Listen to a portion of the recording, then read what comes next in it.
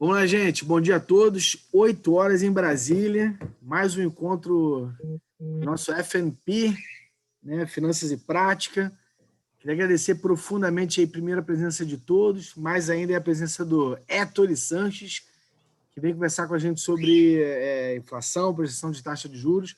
Deixa eu apresentar brevemente o Héctor aqui, mas ele tem um slide que é muito legal da carreira dele, mas deixa eu só dar uma colinha aqui inicial. Héctor, ele é graduado e mestre em economia, tá certo? Ele trabalhou na LCA Consultores, foi economista no Banco Safra e hoje ele é economista-chefe da Ativa, tá? Você bota Héctor Sanches ali no YouTube, vê um monte de vídeo muito legal dele, né, falando sobre economia, macroeconomia, tá? Héctor, muito obrigado pela tua generosidade, que no 8 da matina no sábado, né? Então, o grupo aqui é sedento por aprender. Então, obrigado pela sua presença aqui com a gente. Eu vou te botar como co-host, cara, e aí você segue na tua apresentação aí, tá bem? Deixa eu botar aqui, ó. Héctor Sanches. Bota o app Héctor Sanches, Marcelo, por favor. App Héctor Sanches aqui. Porque eu faço um sistema de backup aqui. Gato escaldado tem medo de água fria, né? Então, eu fico no 4G no celular e deixo o computador que eu faço a transmissão no Wi-Fi. Então, se cai um, não cai o outro, às vezes cai os dois, mas é mais raro, né? Me mata de orgulho. Já tá no co-host aí, cara. Tá contigo o jogo aí. Não, você não está entendendo. Ele sabe, ele é o cara, assim, todos os políticos lá que vão na Ativa, todas as Marcelo, todas as Zooms, né, lives que ele faz, inclusive com os políticos lá, né, que eu ia falar, eu ia escorregar aqui, Héctor, ia falar, rapaz, não vou falar não. Deus é bom, Deus é bom. Entendeu? Então, assim, ele está mais do que acostumado a fazer esse tipo de coisa, entendeu? Assim, o Héctor está mais pro Rubão, tá, gente? É mais assim. O Zé é um grande amigo. Não é que ele é um amigo, não. O Zé é um grande amigo que eu fiz na vida, graças a Deus. Eu só tenho a agradecer o convite de todos vocês, especial Marcelo. Vai ser um prazer para mim estar podendo falar um pouquinho de economia, que é o que eu gosto de fazer há tanto tempo. O horário para quem é pai novo num domingo não é problema, né? Meu filho acordou já às 6 horas da manhã e já estamos juntos já. Ele vem e apurrinha aqui. Então, deixa eu tocar aqui o negócio. Pretendo não ser muito maçante, porque a gente sabe que quando fala de economia e quando minha avó ela falava habla más que sacamuela, né, a espanhola, quando você dá o microfone para mim, eu falo mais do que dentista, né? Porque quando você vai no dentista é só ele que fala, né? Eu espero não ser esse chato aqui. Então, vamos lá. Hoje nós vamos falar aí de regime de metas de inflação e perspectiva de juros. Mas antes disso, conforme o Marcelo falou, eu vou falar quem sou eu na fila do pão, né? Eu tive uma carreira como macroeconomista, né? Entrei lá na Bolsa, lá atrás, na época do saudoso pregão Viva Voz, trabalhei lá como estagiário, era de estagiário na diretoria de commodities, do grande diretor Ivan Vedequim e tudo mais. Tive a passagem pela LCA, uma escola para mim. Fui economista do Banco Safra e hoje, felizmente, me deram a oportunidade de ser economista-chefe na Ativa.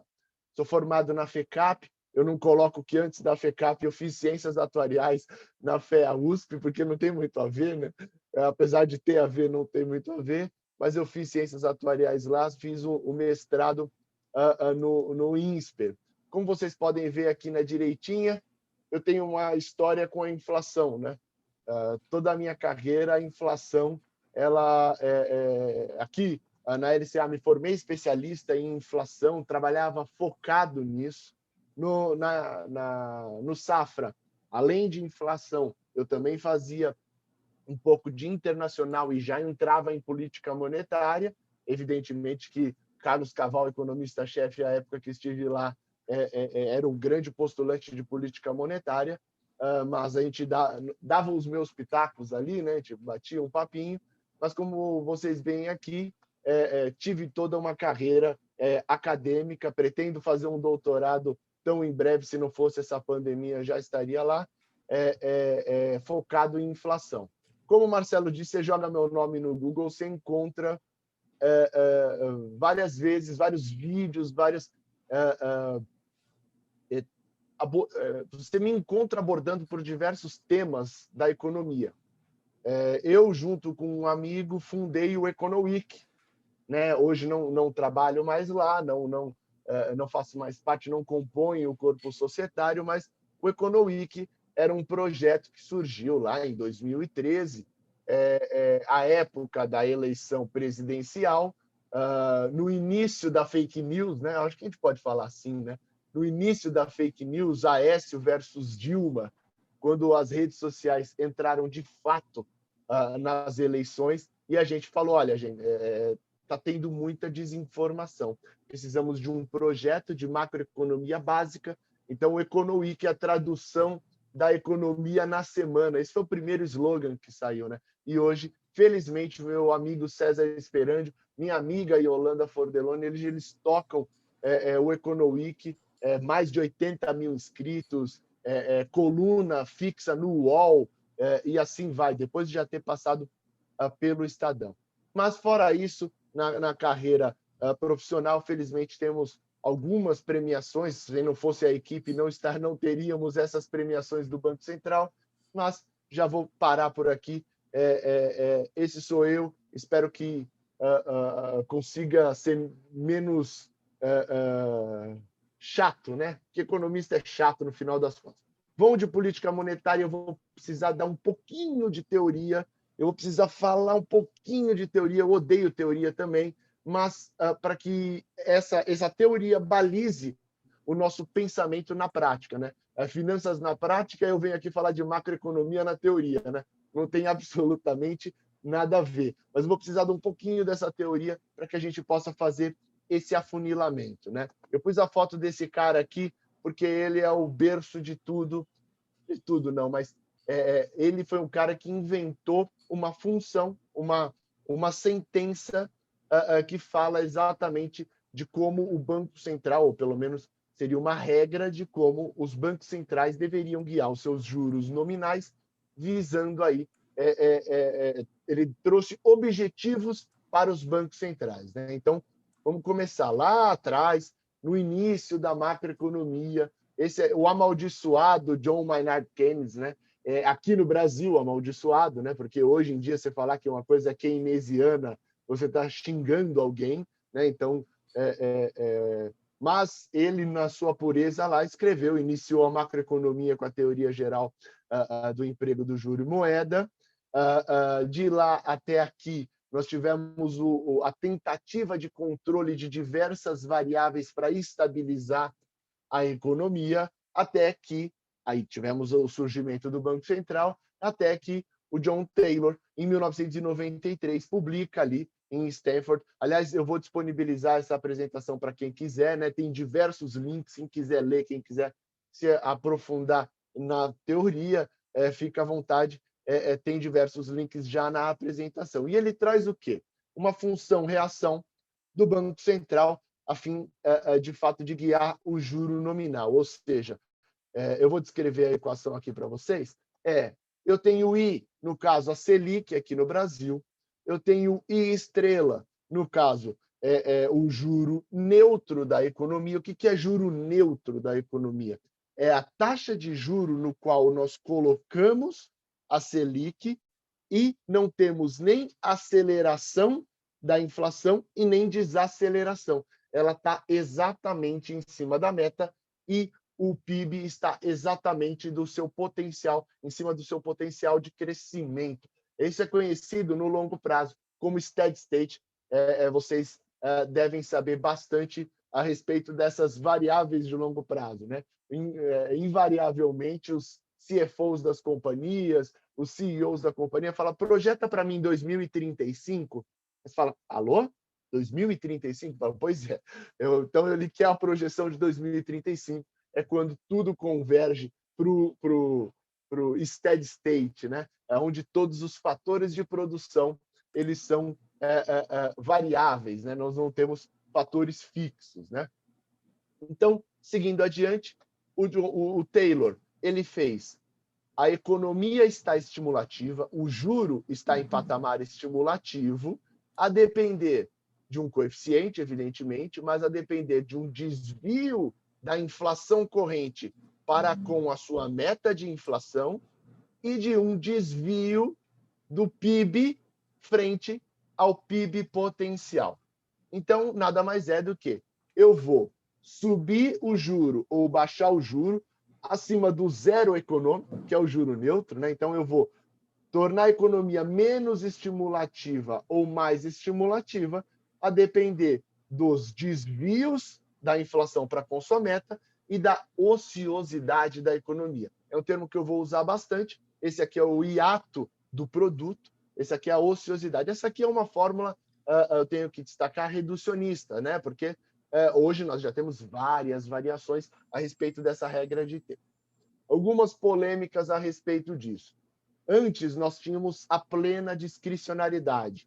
E agora nós falamos, agora não, nos anos 90, a gente seguia uma regra stricto sensu. Aí vem, em 2003, a época presidente do Fed, o Ben Bernanke, falar sobre esse constrained discretion. Você segue a regra, mas você tem uma margem de manobra. Isso daí ainda é motivo de polêmica atualmente, e eu estou introduzindo isso aqui para trazer para a realidade para vocês, algo que nós estamos vivendo atualmente.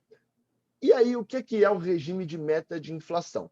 Né? O regime de meta de inflação, você estava falando de regra de Taylor, e na regra de Taylor tem inflação. Sim, mas vocês sabem, evidentemente, que o Banco Central, por exemplo, americano, Fed, ele tem um mandato dual, no qual ele segue uma inflação, mas tem a missão de maximizar, no caso dos Estados Unidos, o emprego, né? Então, assim, na equação deles, na regra de Taylor americana, a gente está falando de não um hiato do produto, e sim um hiato do emprego, né? Então, medidas de ociosidade, no caso estrito lá americano, ociosidade de mão de obra. Então, aqui no Brasil, né, na verdade, a meta de inflação, que a gente vai falar a respeito dela, a política monetária, fazendo o processo de controlar o Banco Central, estabilizando os preços, né? Ele surge lá do outro lado do continente, na Nova Zelândia, e de lá para cá ele vem sendo adotado por diversos países. O Brasil adotou o regime de metas de inflação em 99, né? Num pós-plano real, num processo de estabilização da moeda, largando, né, o câmbio, né? Isso é uma das premissas básicas, soltando, deixando o câmbio flutuante. Muita gente quebrou lá em 99 por conta dessa soltada de câmbio aí do Fernando Henrique, no pós-eleição, dizendo que não ia soltar o câmbio, mas vamos adiante. Você solta o câmbio e você põe uma meta de inflação. Aqui eu trago a vocês os canais, né, de transmissão, né? Então, o Conselho Monetário Nacional estabelece uma meta de inflação a ser seguida pelo Banco Central. O Banco Central, ele faz as operações no mercado aberto a fim de influenciar, a fim de manter a taxa Selic na meta Selic. Para manter a inflação sob controle, ele vai para cima do juro neutro ou para baixo do juro neutro a fim de desestimular ou estimular a economia. E essa taxa Selic, ela impacta, a meta Selic, ela impacta na inflação por todos esses canais. Então, através do investimento e consumo, através do crédito, né, consumo intertemporal, investimento intertemporal, né? Eu subo os juros, os agentes eles tendem a deixar o dinheiro guardado para consumo futuro. O crédito, antecipação de consumo. Então, eu baixo os juros a fim de estimular as pessoas a comprarem mais através das expectativas. Esse é um canal relevantíssimo para a nossa economia atualmente. Através do câmbio. E notem uma coisa aqui, ó. Taxa de juro causa câmbio. A seta ela não tem biimplicação. A taxa de juro causa câmbio. Então, quem está falando, e a gente acompanha no jornal, que Ah, o câmbio subiu, eu preciso subir o juro para controlar o câmbio. O sistema não funciona assim. Nós vivemos um regime de meta de inflação. Se você falar para mim que o câmbio vai impactar sobremaneira a inflação e aí o juro irá subir por conta da inflação, eu estou com você. Agora, subir o juro para baixar o nível de câmbio é algo que é inconcebível num regime, num sistema de metas de inflação. Por quê? Né? Então, porque o regime de metas de inflação é um sistema de credibilidade. Mais do que todo o processo que a gente vive aqui, a gente está falando de um sistema de credibilidade. Essa palavra ancoragem, ela entra no momento que a gente está falando que o Banco Central ele é tão crível que ele vai fazer o que for necessário para conduzir a inflação para a meta, né? Whatever it takes do Bernanke também, né? Ele introduziu o Bernanke, o pai da comunicação do Banco Central, né? Ele que trouxe todo o arcabouço teórico sobre comunicação, sobre speech de autoridade monetária, ele joga isso na prática e aí a gente está falando de um sistema de ancoragem das expectativas.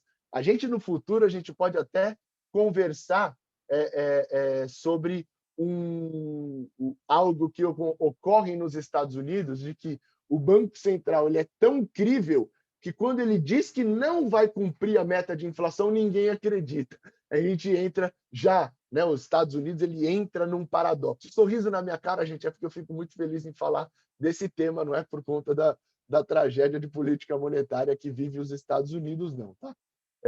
Então, mas já é uma derivada. Mas beleza. Então, sistema ancoragem e tudo mais. Mas vamos de macroeconomia na prática, acho que chegamos aonde a gente queria. Primeiro, vamos começar aqui por desvios da meta para a inflação, né? Então, assim, o sistema de metas de inflação, ele tem um alvo, né? Então, a meta centralizada, e ele tem uma banda. O que é essa banda? Essa banda ela é para absorção de choques, positivos e negativos.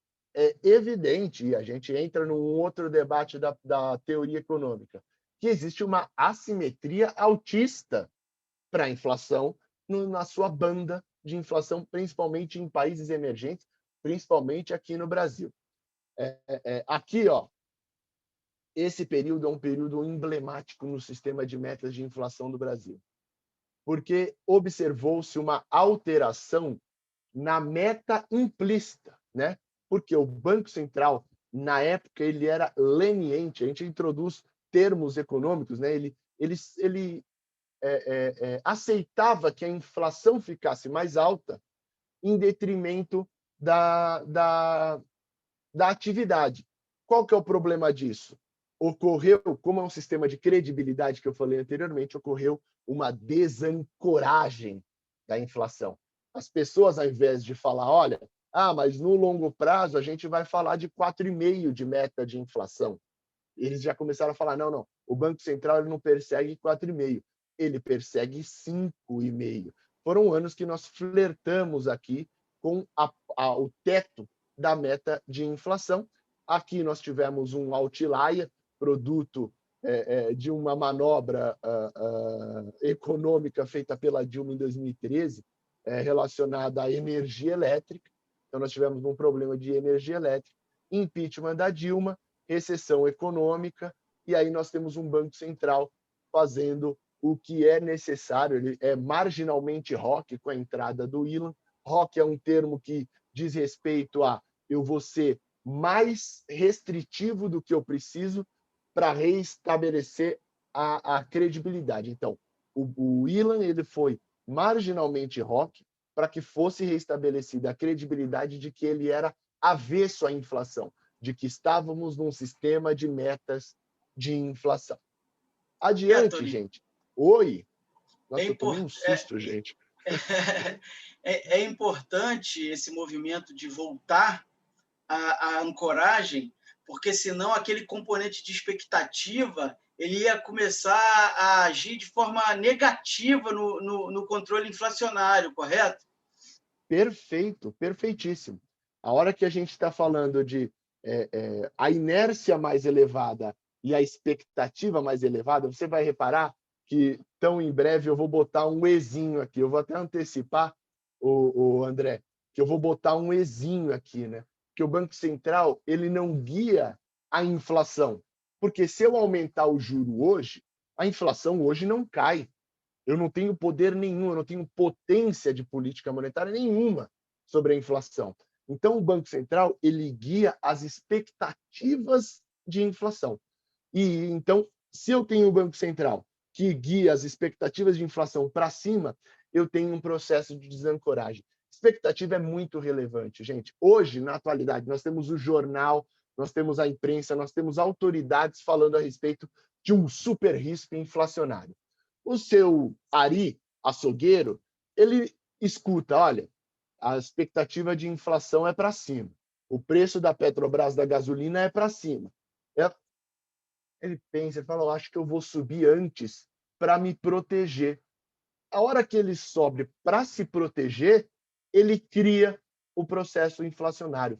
Então, essa retórica, e aí o poder da fala, o poder do whatever it takes, é sobre a inflação corrente.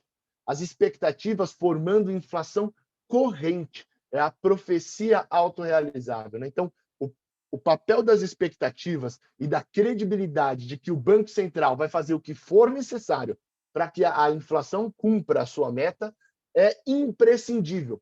Por isso que eu não posso falar, eu acho que eu vou subir o juro para baixar o câmbio. Porque eu mudo o meu alvo. Se eu mudo o alvo, a meta de inflação caiu. Se ela caiu, eu perco credibilidade. Se eu perco credibilidade, eu gero um processo inflacionário per se. Então, por isso que a autoridade ela tem que ficar enfatizando seu compromisso com a inflação. Tá bom? O segundo termo que eu quero falar para vocês é a respeito de hiato do produto.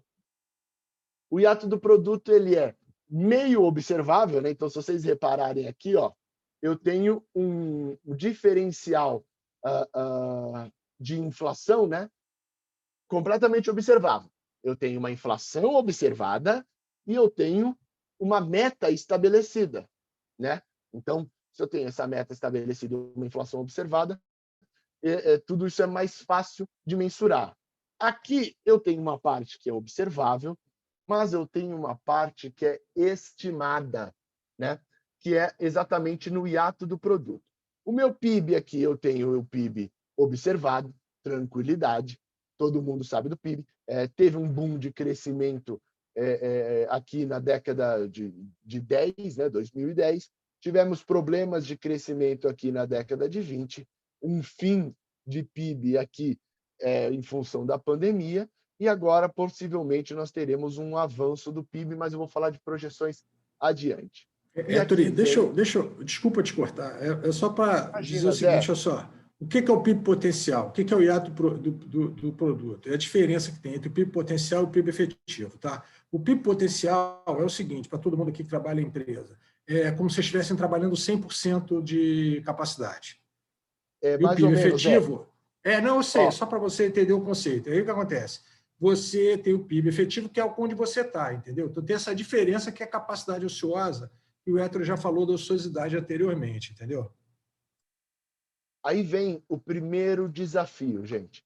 O primeiro desafio é você estimar um hiato do produto, você estimar um PIB potencial, você estimar o quanto a economia deveria crescer se nós estivéssemos usando o potencial daquele período, né? O que é o potencial?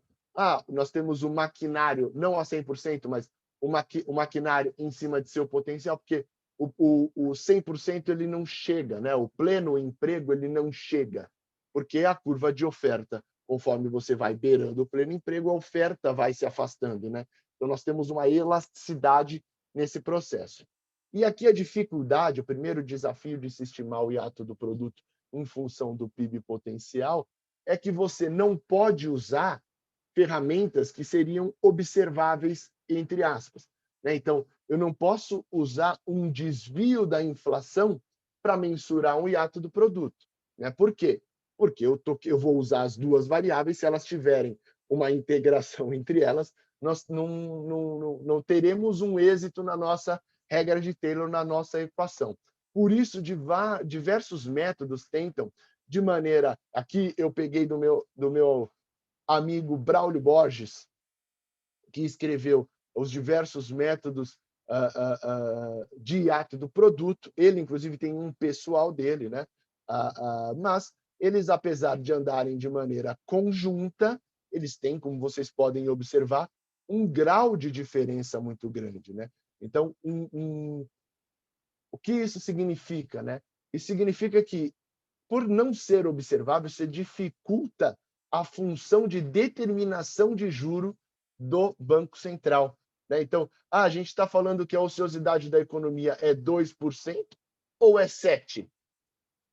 É uma diferença relevantíssima. E aí a gente começa com esse primeiro desafio, né? Mensurar a atividade, mensurar o grau de ociosidade da economia. Porque, no final das contas, o potencial, se a gente for pensar num restaurante, são quantas cadeiras eu tenho a mais, a intenção de ampliação da planta, quantos garçons eu quero, eu posso ainda utilizar, que está sendo ocioso. Né? Então, assim, é difícil a mensuração. Eu pego do restaurante porque é difícil observar. Eu não sei quanto que um restaurante ali vocês que são do Rio de Janeiro, lá no Saara, quanto que um restaurante no Saara ele vai fazer ali a sua expansão, ele tem de potencial ocioso. Isso é muito difícil. Imagina para a economia como um todo. Né? Então, primeiro desafio do Banco Central. Aqui nós temos o segundo desafio do Banco Central, que é exatamente na equação do juro, estimar o juro neutro da economia. Né? Então, a gente tem a Selic, que esteve em patamares 20, 15, 20, 10, voltou para 15, aí a gente vem com ela para 2%, nós entramos no segundo desafio, que é exatamente estimar o juro neutro da economia. Esse paper aqui, gente, do Itaú Asset, eu tenho alguns amigos lá no Itaú Asset, ele é uma bíblia para quem está falando de juro neutro.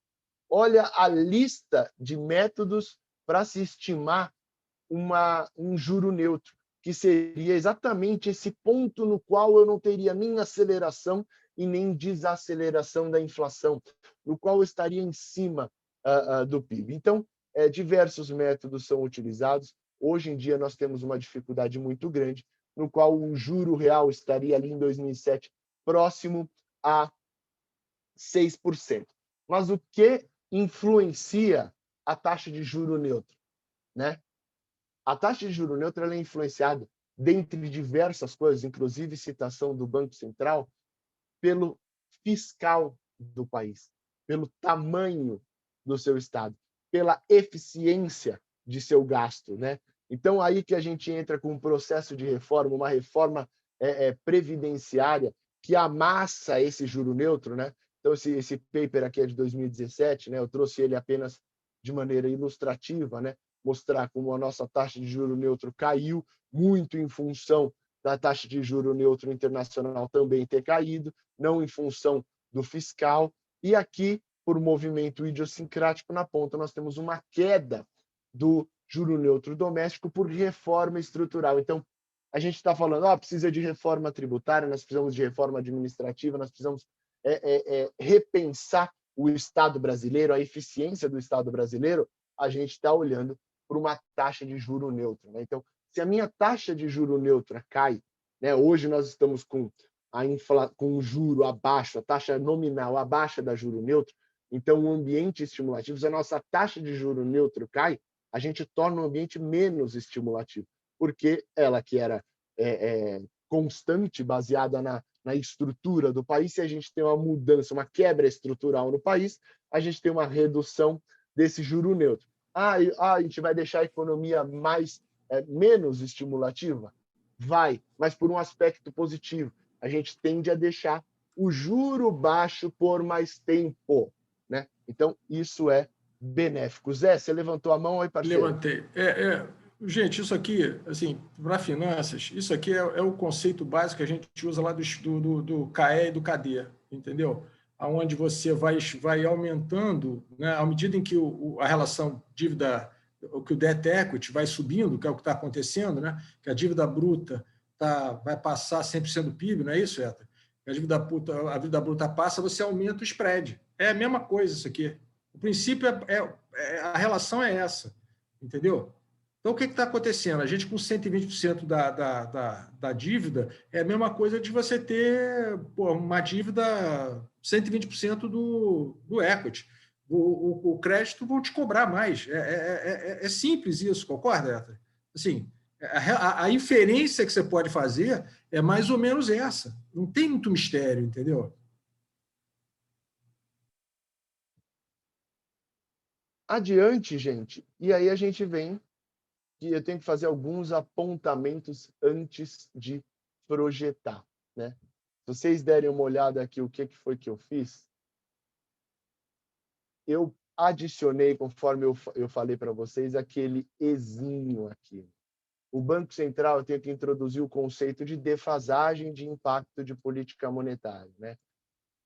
Por quê? Conforme eu disse, o Banco Central ele faz a alteração de juros e ele não vai ter potência nenhuma sobre o consumo agora. A gente pode até falar, o Banco Central subiu os juros agora, eu tenho investimento para 1 ano, agora eu estou menos propenso a gastar e vou investir esse dinheiro. É muito pequeno o impacto disso, né? O pico a potência, né? Eu até vou falar isso depois, ela se dá de 3 a 6 trimestres à frente, né? A hora que uma elevação, uma alteração nos juros vai bater na economia. Então, nós estamos falando aqui de expectativa. Nossa função, nossa regra de Taylor, ela vem agora falar de expectativa. Então, o desvio da inflação, da expectativa de inflação, para com a sua meta estabelecida pelo CMN, pelo Conselho Monetário Nacional, que ele faz para 3 anos adiante. Tá? Só que, vamos lá, o primeiro conceito que a gente vai ter que introduzir é o de horizonte relevante, conforme eu disse para vocês, de 3 a 6 trimestres à frente. Né? Então, o Banco Central ele sobe os juros agora. O banco ele já vai mexer na sua estrutura de crédito, mas isso tem uma defasagem temporal. Essa evolução do spread que o Zé falou há pouco, ela ocorre de maneira gradativa. A mudança na propensão de consumo das pessoas ocorre de maneira gradativa. E aí a gente vai falar de 3 a 6 trimestres à frente de impacto. Né? Então, o Banco Central, em termos práticos, o Banco Central hoje, janeiro de 2021, a gente está falando que o Banco Central vai mexer o juro para impactar a inflação de novembro, né, outubro, novembro, e já 2022, gente.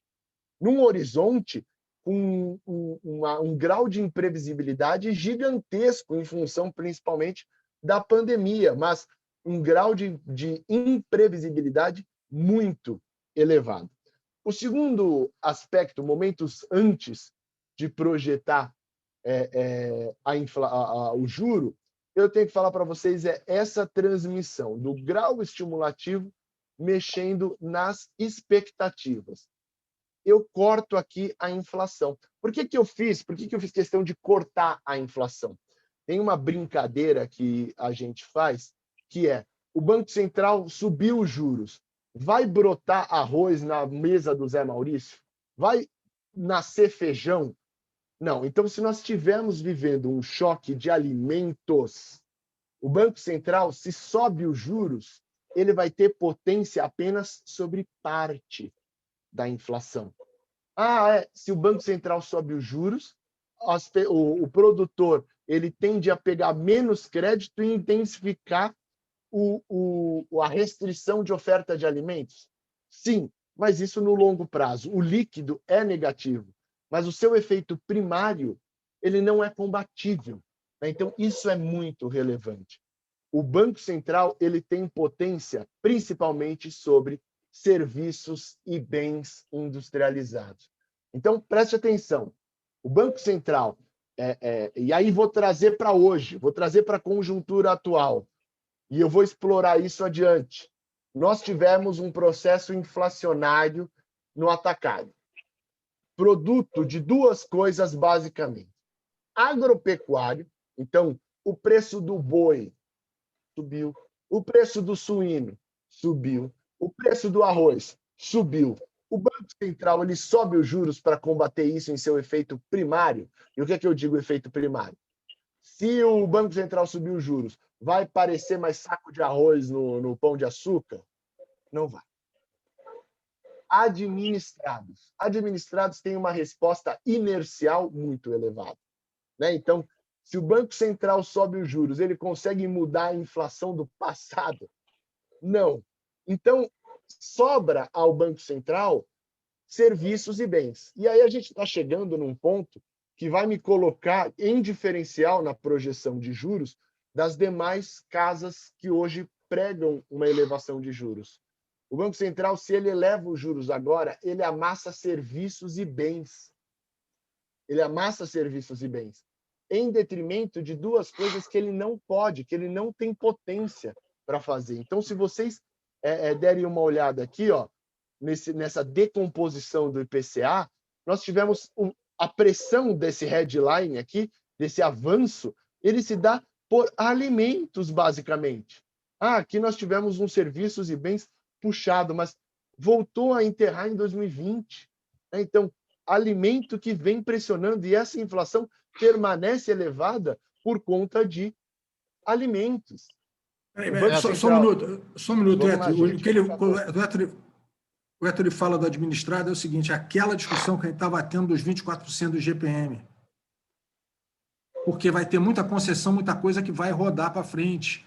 Entendeu? Quando o Arthur fala do administrado, que ele não muda o passado, é o seguinte, o cara que vai conseguir 24% de reajuste, o Banco Central concorda, Héctor? Não adianta. E aí o que acontece? Isso contamina a inflação desse ano do administrado. E aí a gente vai falar de efeitos secundários. O Banco Central ele vai ter potencial. O preço de alimentação... Oi, perdão, por favor, fique à vontade. Opa, Rafael, desculpa te interromper. Imagina, Rafael, por favor. Você fala das pressões inflacionárias, né? Nessa decomposição do IPCA, e você coloca muito bem o aspecto que o Banco Central tem uma ingerência mais forte, né? Porém, os outros que não têm gerência pode ser feito através de uma política econômica fora, claro, do Banco Central, que é a política monetária. Eu não sei se existe essa coordenação econômica para esse atingimento de meta, pelo risado, acho que não, mas porque deveria ter, assim, na minha opinião, mesmo com a independência do Banco Central, mas a gente está... O Pira estudou no FRJ, Pefa. É por isso. Não, estudei na UF. Aí, ó, é isso, entendeu? Essa discussão por isso que ele está rindo. Mas o Rafael ele tem extrema razão. A coordenação de política ela ocorre num país subdesenvolvido, né? Então a gente vai lá no modelo, eu vou puxar um ISL-MDP, Zé Maurício, que é a sensibilidade das economias a impulsos fiscais e monetários, né? Então, se você tem, deixa eu ver como é que eu vou deixar isso mais palatável. Aqui no Brasil, a política monetária ela vem a reboque da política fiscal. Por quê? E eu vou explorar isso adiante, vai ser lindo, foi excelente a sua pergunta, Rafael. Porque o fiscal, você joga dinheiro numa economia emergente com uma disparidade gigantesca para pobre. O pobre, ele gasta dinheiro basicamente no seu consumo de sobrevivência, gente.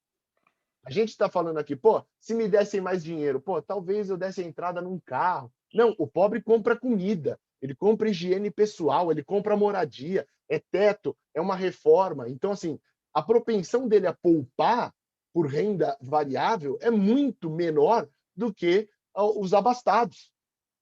Então, você pega um país desenvolvido, equalizado por cima, você bota dinheiro na mão do alemão, o alemão fala, vou comprar um título de 10 anos. Ele não vai comprar a linguiça no açougue.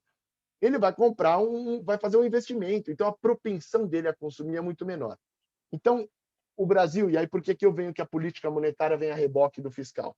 Porque a potência fiscal, e esse foi meu erro, eu preciso falar dos meus erros.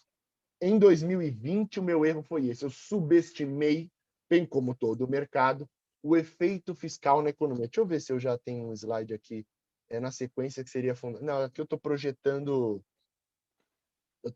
a Selic já.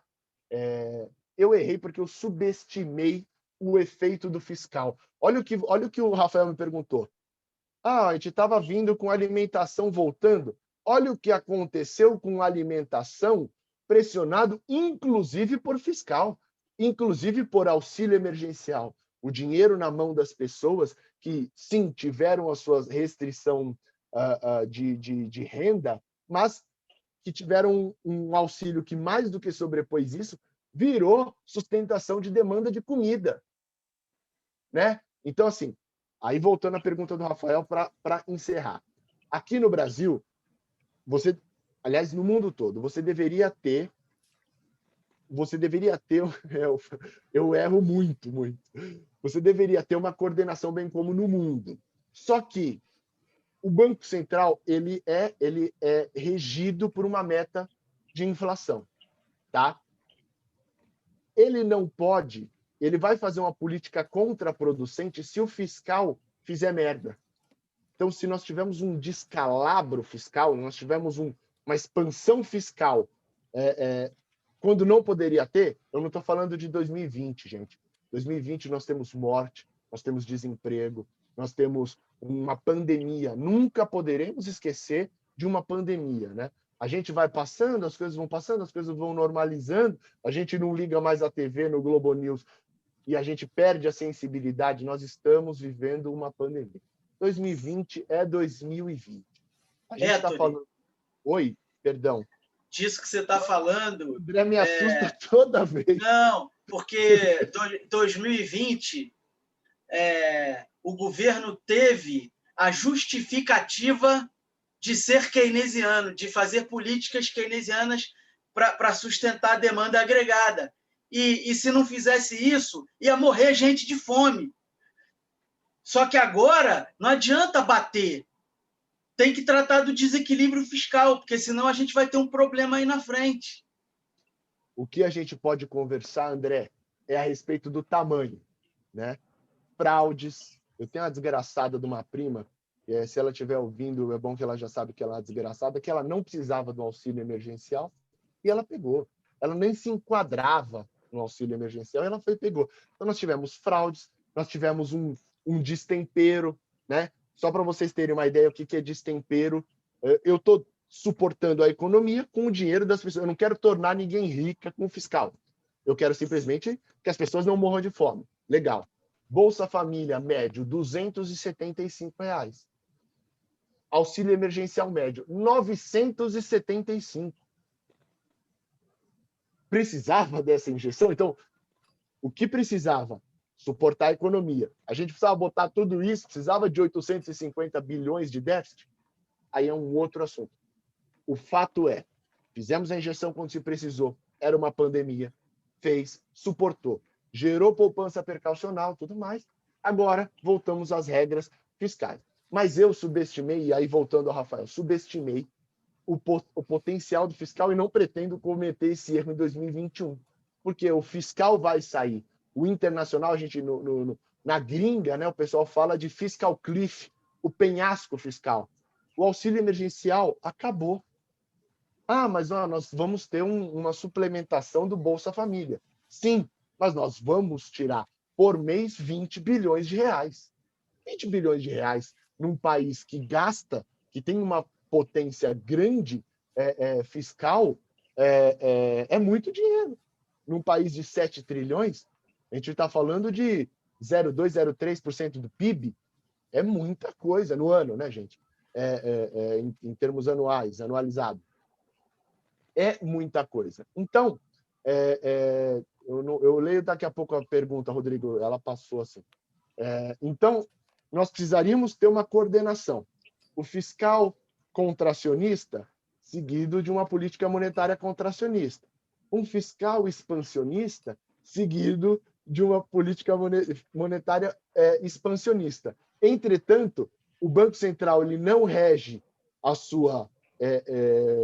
seu juro, a sua monetária, em função do fiscal diretamente, ele rege em cima de uma inflação. Então, o fiscal expande, as expectativas disparam, e aí a gente vai... Então, assim, o fiscal vem expansionista no país e a política monetária ela vem para comer parte desse fiscal, né? Então, o ideal para o Brasil nesse momento de transição, o que era?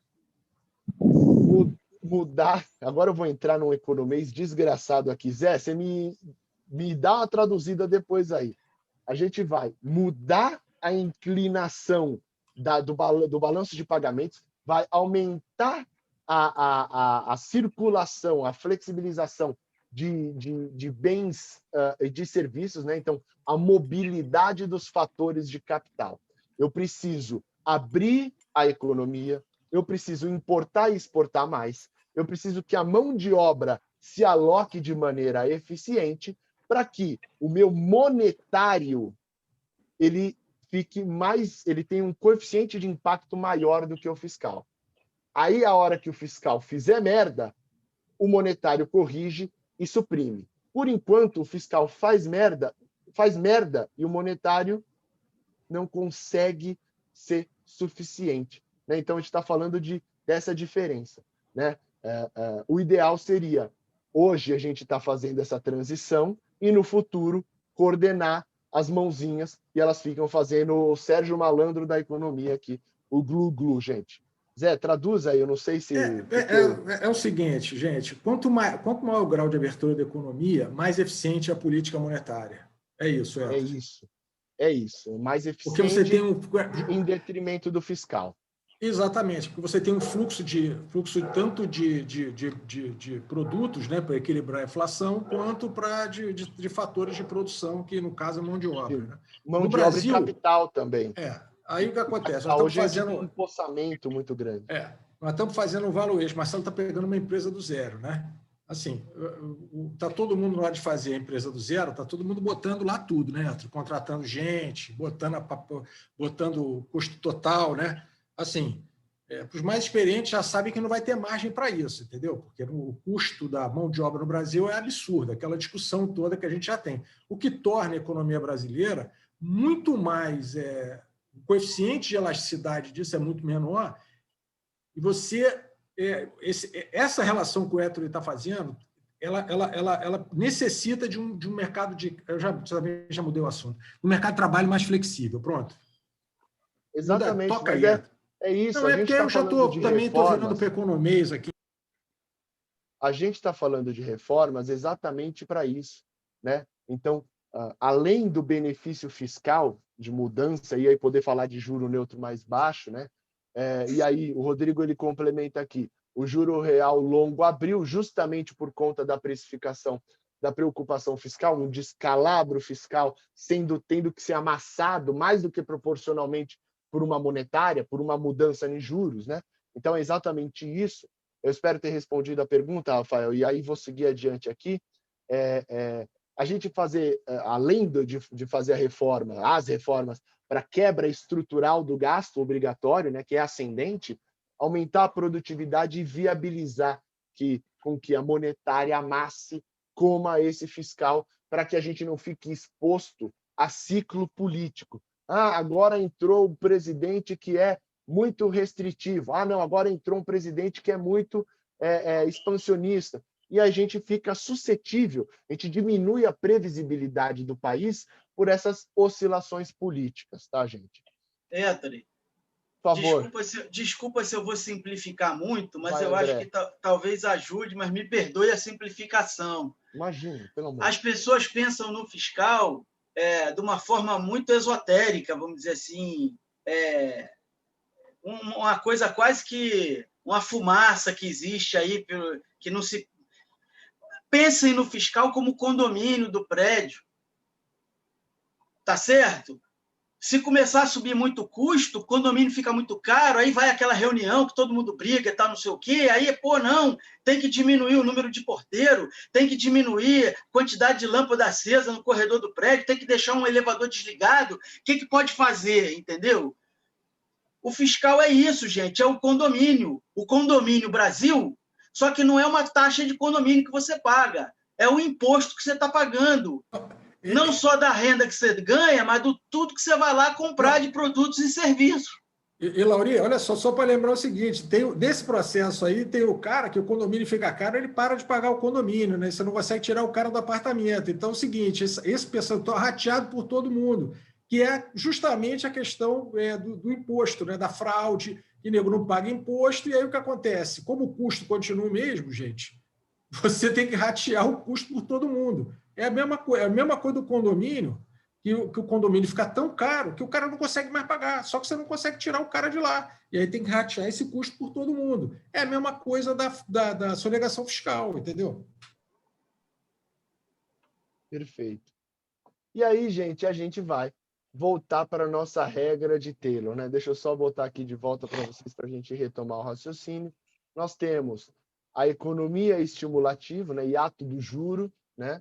Nós temos desvio da inflação e nós temos hiato do produto. E aí nós vamos ver aqui, ó, o hiato do juro, ó, nós hoje estamos numa economia hiperestimulativa. Nós precisamos sair, né? Então, houve uma coordenação política em função da pandemia, né? Política, eu digo de política monetária e política fiscal.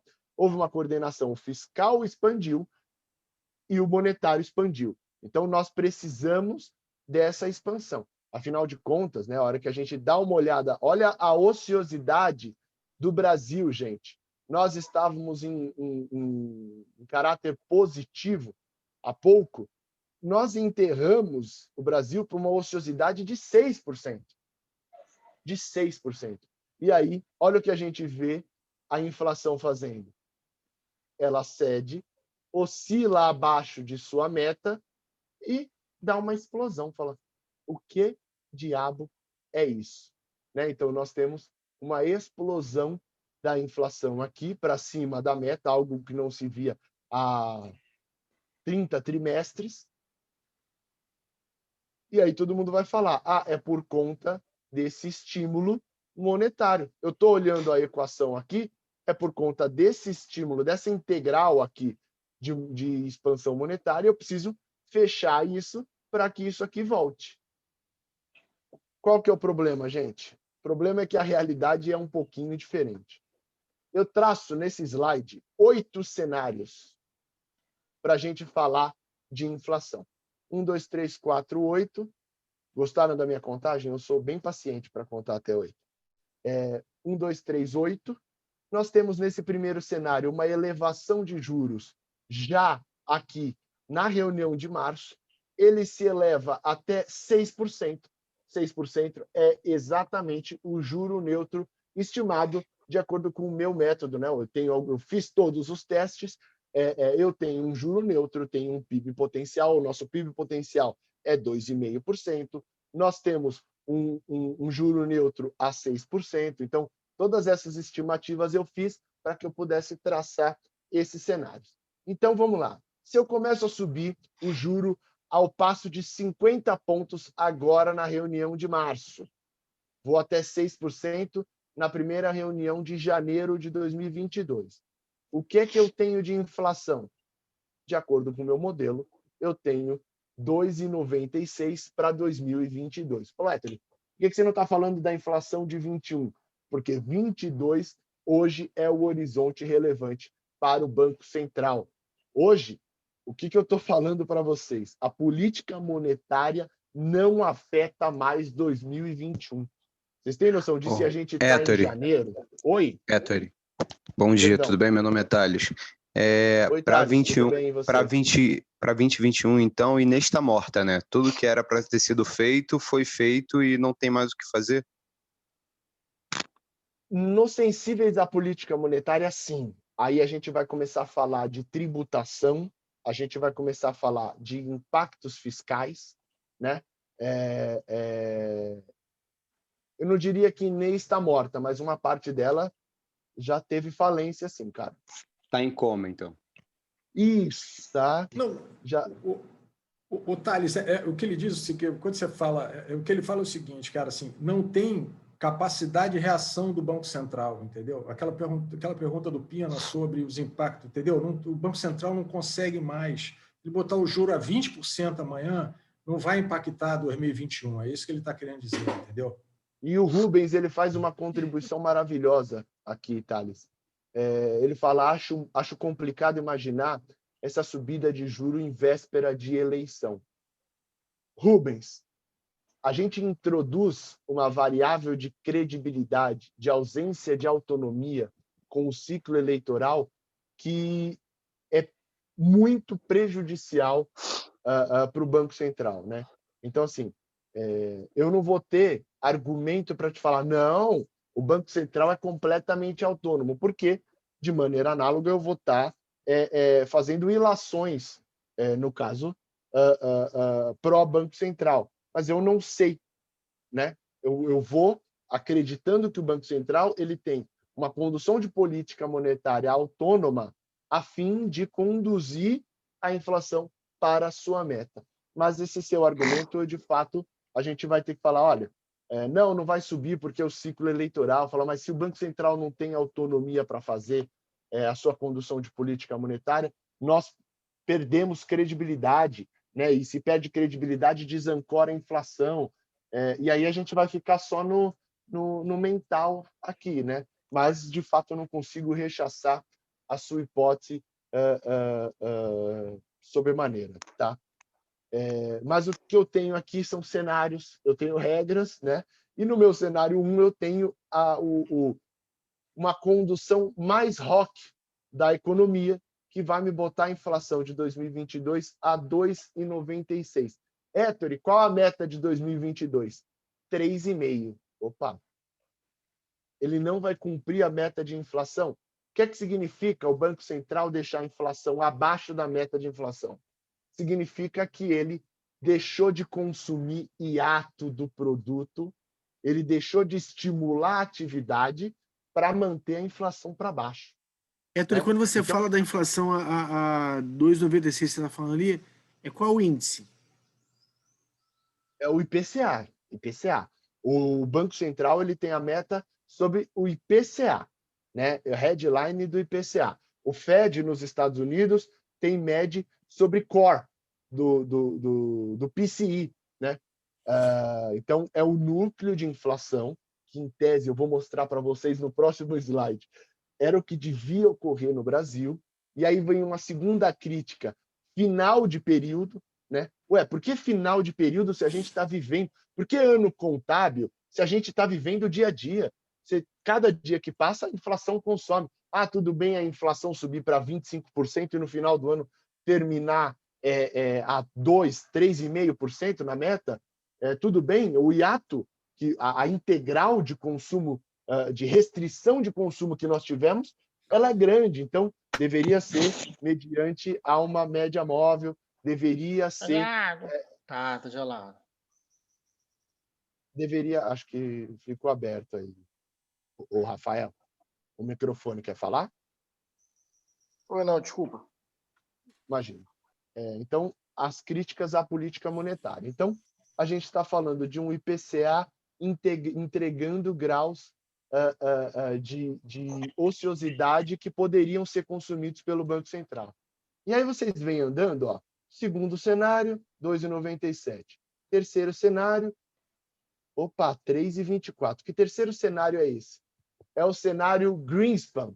Quem vai lembrar do antigo presidente do Fed, que fez sucessivas elevações de 0,25 durante 3 anos.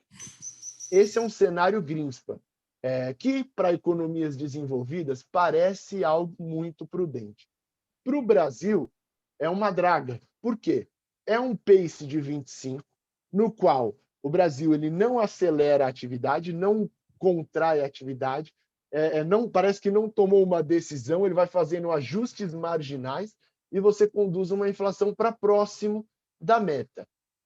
Então, subindo 25 agora, subindo 25, subindo, até chegar no juro neutro lá em 2023. A gente vai ter uma estimulação da economia, né? A ponto de conduzir a inflação de 22 para 3,24. E aí vocês, obviamente, já desceram aqui, né? E aqui eu faço um cálculo de delta de PIB, né? Ó, o quanto de PIB que ele vai entregar se ele jogar a inflação nesse primeiro cenário, de subir 50, 50, 50. Ele deixou na mesa quase 0,4 do PIB. 0,4 de um PIB de 7 trilhões são 280 bi nas minhas contas. Você que é melhor de conta, antigamente era 280 bilhões. Então a gente está falando que a política fiscal, olha esse raciocínio, gente. A gente está falando de uma política fiscal que está discutindo um auxílio emergencial de 30 bilhões por mês. Se 30 bilhões por mês, durante 10 meses, a gente está falando de 30 bilhões, de 300 bilhões. A gente está falando de uma política monetária que pode roubar da economia, num ano, 240. Isso é ou não é a pergunta do Rafael? É ou não é uma discrepância de vetores? Nós estamos fazendo políticas avessas que se somam no zero. Né? Então, assim, precisávamos de uma coordenação, precisávamos de todas as reformas. Vou parar com esse mantra, porque isso é uma yoga desgraçada. E aí, você vem para o meu cenário. Qual é o cenário da Ativa atualmente? É o 8º cenário. Porque, infelizmente, a economia ela tem a pecha de ser classificada como ciência, né? E eu tento ser o mais científico possível, né? Meus modelos, minha matemática e tudo mais. Né? Então, eu estou falando de um juro estável ao longo de todo 2021, com a primeira elevação no ciclo eleitoral. E aí vem o argumento, né, do Rubem. Vai subir no ano de juro? Vai subir no ano de que a eleição vai ocorrer? Né? Então, assim, matematicamente, Rubem, e sendo o mínimo discricionário possível, eu diria sim. Maravilha. Último ponto de Selic, depois eu vou fazer uma imersão em inflação. Eu não sei se estou me alongando muito aqui, gente. Já passou 1 hora. Ó. Quando o papo lindão. É bom... Tá lindão, vai até 9h30. Vai que tá todo mundo curtindo bem. Quando o papo é bom, eu falei, vocês abriram o meu microfone, minha avó falava, habla más que sacamuela. E eu tô aqui que nem um dentista falando que nem um louco, né? Mas vamos lá. Projetando a Selic, né? Então, eu estou falando para vocês. O meu modelo, ele me diz que o juro vai subir lá em 2022. E a comunicação do Ben Bernanke? Agora vocês estão vendo o callback, né? Eu vou puxar o Ben Bernanke, que traz a importância da comunicação para agora, para a conjuntura atual. O Banco Central, em seu parágrafo, o seu 15º parágrafo da ata, ele pega e me diz o seguinte, na reunião de janeiro, sobre a reunião de janeiro. Alguns membros do Copom discutiram a elevação de juros já nessa reunião. Foi isso que o Banco Central disse. Ele passa para a gente uma mensagem, gente. E não é uma mensagem de transparência, como algumas pessoas disseram. É uma mensagem que tem um cunho, um objetivo claro. Ele cria a expectativa. A partir do momento que ele cria uma expectativa e quebra essa expectativa, ele perde grau de credibilidade.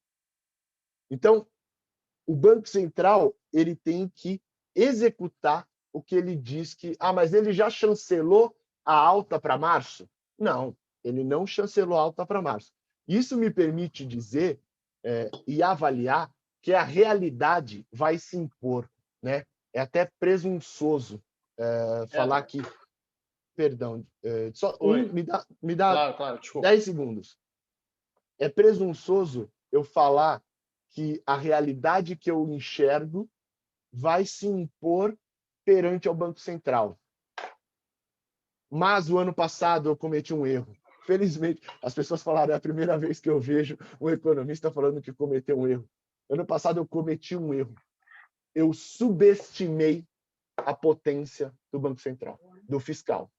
E esse ano nós teremos um fiscal cliff. Nós já estamos vivendo um fiscal cliff.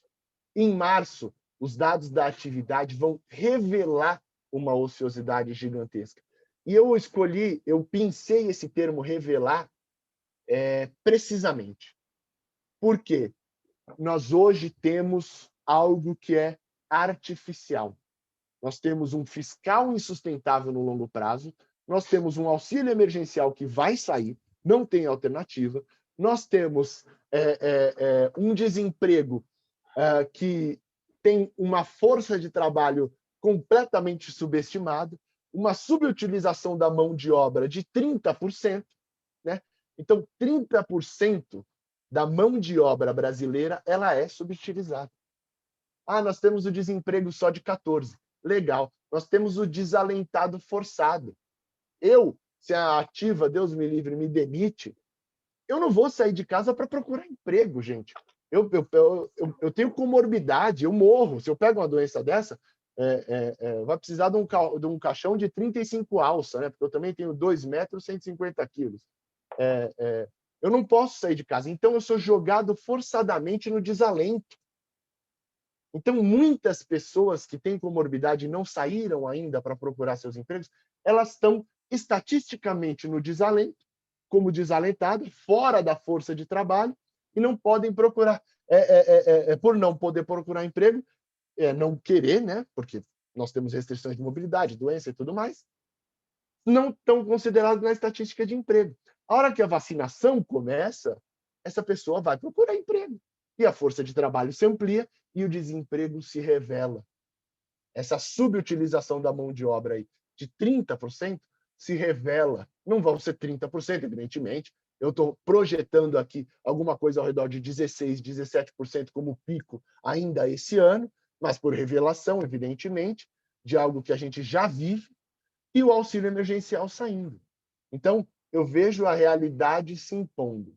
Héctor, e eu vou falar disso em inflação, só vou dar um pitaquinho agora e depois eu passo a bola para o Rafael. Desculpa, Rafael, falei 20 segundos, né? Falei 10 minutos. Nós devemos assistir, e eu espero que isso ocorra, infelizmente, a realidade se impondo para o Banco Central.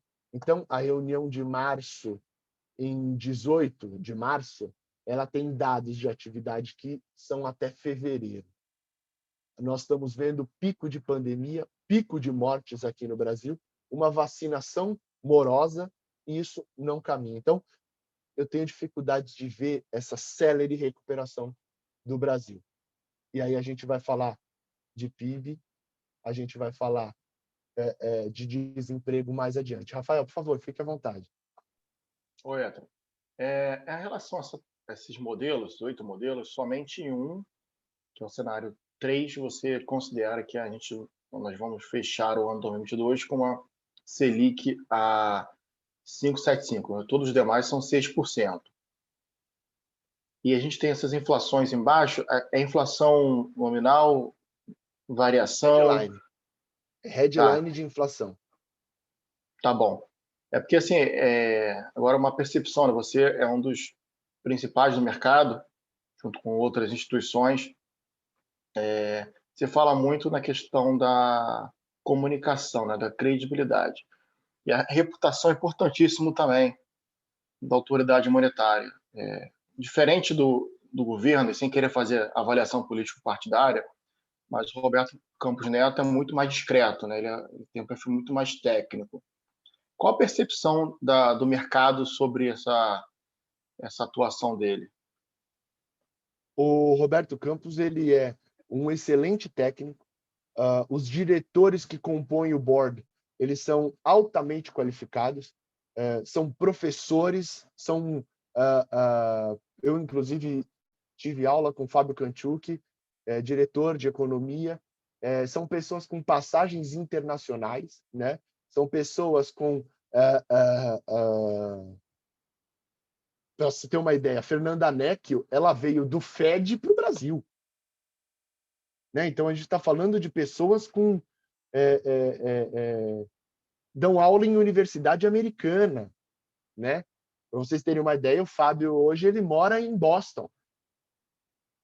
Né? Então, gente, estamos falando da nata da economia. Nós estamos falando de pessoas altamente qualificadas, né?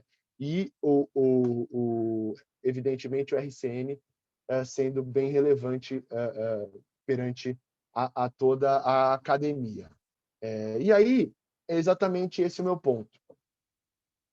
Hoje eu estou num cenário que é julgado extremo, exatamente pela comunicação. Se eu projetasse a Selic e só a Selic, né? Então, no final das contas, quem projeta a Selic é o Banco Central, né? Então, se eu fosse o RCN, vocês poderiam ter certeza que eu ia estar falando desse 8º cenário aqui. Mas, como nós projetamos a Selic, que o Banco Central projeta, né? Que é diferente, e a comunicação dele vem trazendo para cenários anteriores, hoje a curva de juros, que já foi colocada, precifica cenários, principalmente esse mais rock aqui, dessa ordem aqui. Né? Pina, Ettore, deixa eu só falar um negócio aqui, cara. Assim, eu e Ettore, a gente tem muito tempo que a gente conversa e a gente sempre tem essa comunicação do Banco Central, Pina, e a gente debate muito sobre a narrativa do mercado. Tá? O mercado cria uma narrativa, tá? E o que acontece? Isso impacta nas curvas longas. Né? As curvas longas, Pina, como o Rodrigo falou aí, elas é que, na realidade, né, assim, minha dificuldade com essa história do WACC de KE e KD é porque eu prefiro olhar o que o mercado está me dando, Pina, tá? Beleza? Assim, porque lá dentro daquela curva longa já tem todos aqueles debates de câmbio, diferencial de inflação,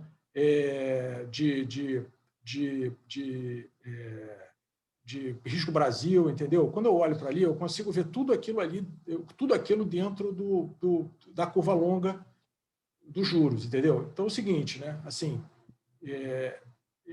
eu tenho a impressão de que o Banco Central fez isso para que você tivesse um fletamento da curva, tá? Porque se ele continua forçando, Ettore, a questão, aquilo que a gente já falava lá atrás do forward looking, a gente conversou disso no final do ano passado todo. Entendeu? Se ele continua com isso, Pina, você ia ter uma curva assim, ó, muito inclinada, e você afetar a curva longa. Então, quando o Ettore fala em realidade, a imposição da realidade, é justamente esse trade-off, Pina, entre essa narrativa que o mercado cria e a realidade que tem que se impor, entendeu? Tá? Ettore, desculpa te cortar, mas é porque... Imagina, Zé. Na realidade, essa construção aqui do primeiro cenário do Ettore é uma narrativa do mercado, entendeu? Assim, o mercado acredita, e aí o que acontece? Essa comunicação do Banco Central dá um suporte, concorda? Incentivou essa narrativa. A minha impressão, tá, é que quando ele fez isso, é que vocês não estão olhando para a curva de juros todo dia. A curva de juros, ela fez assim, ó, tá, Pina? Ela fez assim, ela estava muito mais inclinada, ela fez assim. Então, o problema é esse, Zé. A curva longa, que é aquilo que você fala do investimento no Brasil, é o juro longo, entendeu? E ele conseguiu afetar pelo menos o juro longo que na realidade deriva dessas situações todas que o Ettore já colocou de reforma, de déficit, tudo. Desculpa, Ettore, segue aí, cara. Imagina, Zé, o que me incomoda na inclinação de curva hoje, eu só vou falar rapidamente. O Zé falou, ele fez um movimento bonito assim, ó. O problema é que não foi isso que aconteceu. O curto, nós tivemos um bear flattening. Isso significa que o curto ele comeu a atividade e o longo sentiu pouco, porque o longo é muito mais sensível ao fiscal, ao ciclo político. E, gente, eu entro no mérito, eu me enlouqueço aqui, viu? Mas isso me incomoda porque nós temos espaço para manter estimulativo.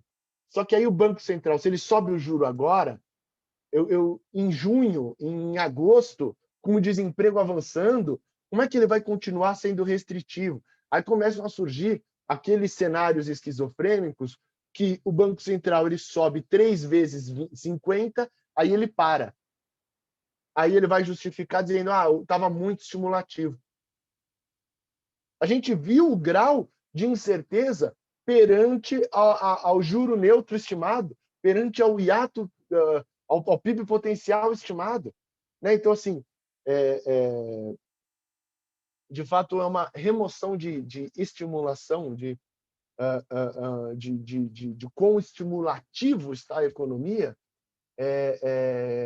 que eu discordo, mas que hoje eu vejo o meu cenário com menos probabilidade de ocorrência, infelizmente. Eu vou explorar isso mais adiante. O Wander fez uma pergunta lá atrás. Eu não digo isso, menos probabilidade de ocorrência, é a questão da narrativa. O mercado vê o seu cenário com baixa probabilidade de ocorrência. O Wander fez uma pergunta lá atrás. A taxa Selic, a pergunta é a seguinte, eu tenho uma dúvida bem simples sobre a Selic. A taxa Selic é a taxa geral de juro, perfeito. Nos últimos anos, a Selic vem caindo, mas o juro dos bancos continua o mesmo. Por que isso? O Banco Central, inclusive, tem um estudo mostrando, é um tema, a gente poderia alongar bastante aqui, mas a taxa Selic ela é a básica, mas não é o único custo. A taxa dos bancos ela vem caindo. O que incomoda é o patamar, que ele é gerado, o spread é gerado por número de agências, imposto, são coisas gigantescas que tem ali. A gente pode entrar, inclusive, se vocês quiserem, eu mando para o Marcelo ou para o Zé, e eles distribuem esse paper do Banco Central aí, tá bom? Vamos lá. O André respondeu ali. Beleza. Taxa. Entendi que você acredita que o auxílio não vai acontecer. Não vai acontecer. É exatamente por isso que eu acho que o juro tem que continuar estimulativo. Isso traria um risco fiscal gigantesco. E se o Paulo Guedes sair, a gente está com um problema muito grave. No cenário atual, o juro tem menos potência de ajuste inflacionário. A nossa inflação não está fundamentada na demanda agregada, principalmente de consumo. Vamos aqui, ó. Beleza, gente? Então, o meu cenário de juro é um cenário flat ao longo do ano todo, por modelo, por rigor matemático. As expectativas, elas são um problema grave, porque elas são uma profecia autorrealizável. Então, se nós continuarmos, se as pessoas, se a imprensa continua com essa retórica, porque a gente está falando de uma inflação que ela está muito mais baixa do que já teve no período médio da Dilma. E eu vou explorar isso logo agora. A gente está falando de uma inflação que... ano passado nós tivemos um processo inflacionário gigantesco. Sim, olha a inflação onde terminou a 4,4. Olha a inflação quando era na Dilma. Era 6. Então, que retórica inflacionária é essa? Que retórica que pode gerar uma profecia autorrealizável é essa? Então, eu trago aqui para vocês aquele gráfico que vocês já viram, mas agora com a projeção de inflação que eu tenho. Então, se vocês verem aqui, ó, alimentos, um choque em 2020, eu não reverto o choque. Eu não faço 2017. Eu faço um cenário conservador, no qual os preços se estabilizam e os alimentos eles vão perder proporcionalidade no relativo, mas não em absoluto. Ou seja, o que eu quero dizer com isso? O preço do boi, que está dos 299, ele pode até ceder um pouco, peguei um exemplo ruim, mas o preço dos alimentos que está elevado, ele vai crescer menos do que os demais preços. E isso, relativamente, é uma contração de representatividade. Em detrimento disso, os serviços, em função desse cenário estimulativo que tem, devem ganhar, serviços e bens, devem voltar a ganhar projeção. E os ADMs, muito inerciais, deverão ficar refletindo a inflação passada. Então, a inflação foi grande aqui, a gente vem... esse administrados aqui de 2020 ele é pequeno por represamento, tá, gente? Não é porque, olha, teve uma foi assintomático. Não, foi represamento. Nós não tivemos reajuste de plano de saúde, ônibus, táxi. Não teve reajuste de nada no ano passado. Inclusive, isso ajuda a impulsionar o 2021. Tá? Eu vou explorar isso agora. Administrados. Essa aqui é a minha projeção de administrados. Para falar a verdade para vocês, isso é um reducionismo. Eu faço projeção de administrados por praça, por subitem do IPCA. Tá? O que são os administrados? São aqueles preços que exigem uma autorização das agências governamentais para que tenham os seus preços, tenham os seus reajustes vigentes. Tá? Nós assistimos em 2000, e aí eu faço a decomposição: energia, preço de energia elétrica, reajustes que são fixos ao longo do ano, então jogos de azar, entra aí multa, que é relativamente parado, tudo esses fixos que a gente não vê reajuste há muito tempo, eles ficam aqui dentro. Petrocâmbio, são preços sensíveis ao petróleo e ao câmbio, gasolina, diesel, GLP, GNV, toda essa galera, e o componente inercial, plano de saúde, reajuste de medicamentos, deixa eu ver a pergunta aqui. Chat. Oi, Thaisa, qual a justificativa do Bacen sinalizar a possível subida de juros? As expectativas. Eles estão falando de um eventual descontrole das expectativas que pode gerar uma inflação corrente mais elevada. Então, é basicamente essa a justificativa. Nem o fiscal está justificando, porque o fiscal hoje ele está bem controlado, mas sim as expectativas, formação de preços.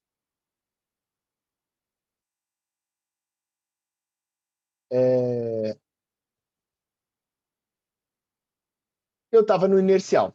Beleza. O inercial é o mais fácil de se explicar, é a inflação passada que vem dar os reajustes agora. Né? Então, vou pegar o exemplo especial do plano de saúde. Ano passado não teve plano de saúde. Então, esse inercial aqui tem um plano de saúde dobrado. Nós temos 11% de reajuste de plano de saúde nas nossas contas. O que significa isso?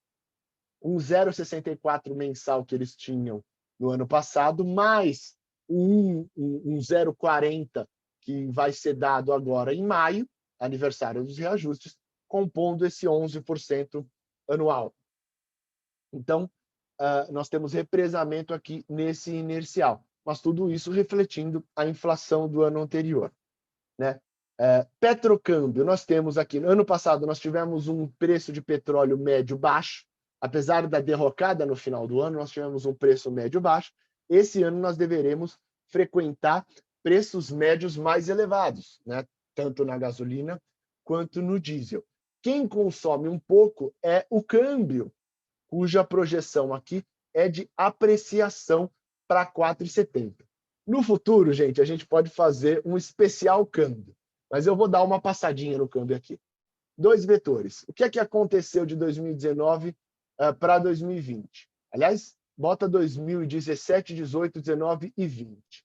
Foi um risk aversion global, uma elevação da aversão ao risco global. E aí o capital sai de emergente, vai para países seguros, vamos colocar dessa maneira. Por quê? 2 motivos. O de 2020, vocês já sabem, pandemia. O de 2019, vou ter que puxar da memória de vocês, 2019, 2018. Donald Trump e sua política bélica internacional. Né? Então, assim, se vocês lembram, o Donald Trump ele brigava imensamente com a China, até que depois, no final de 2019, veio o acordo comercial fase 1. Mas essa tensão dos 2 maiores expoentes fizeram com que o câmbio explodisse num processo de risk aversion. Então, o Brasil ele tende a uma apreciação da moeda, bem como todos os emergentes, por conta dessa redução da aversão global ao risco. Vou parar por aqui, porque o nosso papo é outro. Energia elétrica. Nós tivemos aqui um salto em 2020, o sistema de bandeiras tarifárias, foi reestabelecido pela ANEEL. Eu não vou largar o pau na ANEEL aqui, não sei nem se tem gente da ANEEL no grupo, mas numa medida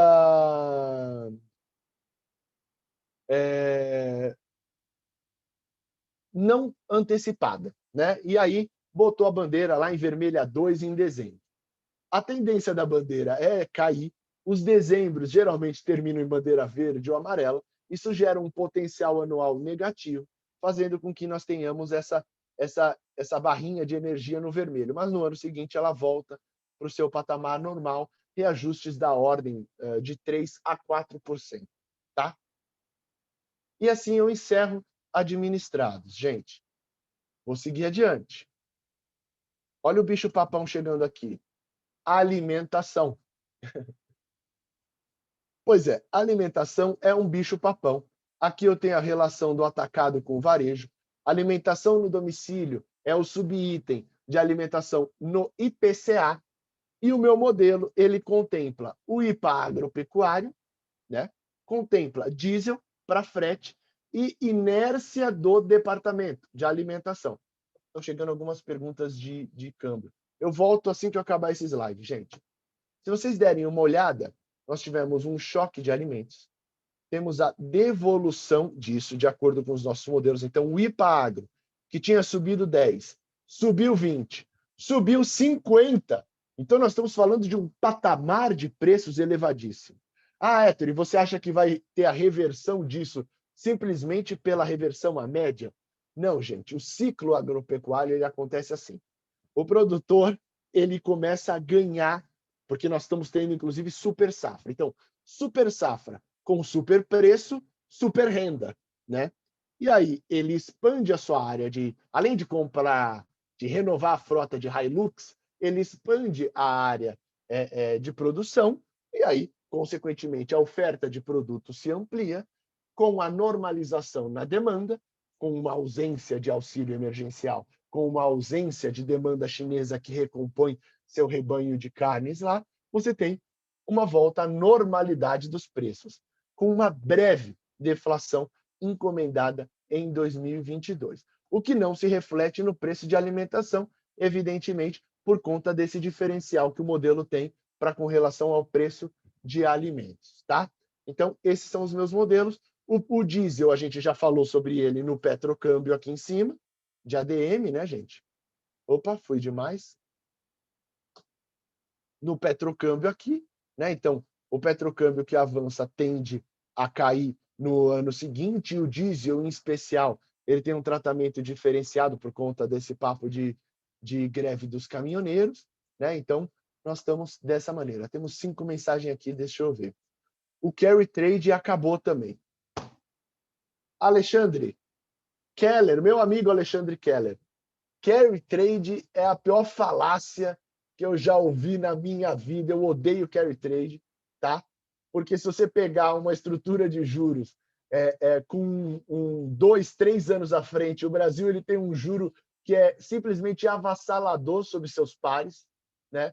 Então, a gente está falando de um juro de 5, 6% frente a um Fed que vai deixar o juro estável a 0 até 2023. Ah, mas eu queria deixar o 1 ano parado. 1 ano parado, o diferencial é de 3,5, né? É brincadeiras à parte da falácia, mas a hora que a gente bate curva com curva, a gente vê um steepening muito grande, a gente vê um steepening, uma boca de jacaré gigantesca pró-Brasil, incluindo risco, todos os problemas que nós temos, já está precificado na curva. Então, eu tenho dificuldade de ver esse carry trade. Ah, o carry trade de curto prazo, quanto maior o risco, menor é o prazo, o horizonte se antecipa. A gente já está falando de uma segunda derivada. Eu diria mais um risk aversion global justificando esse movimento cambial. O Lucas Queiroz diz para mim, em relação ao dólar, nesse valor abaixo de R$5, acho muito difícil devido à situação fiscal do país.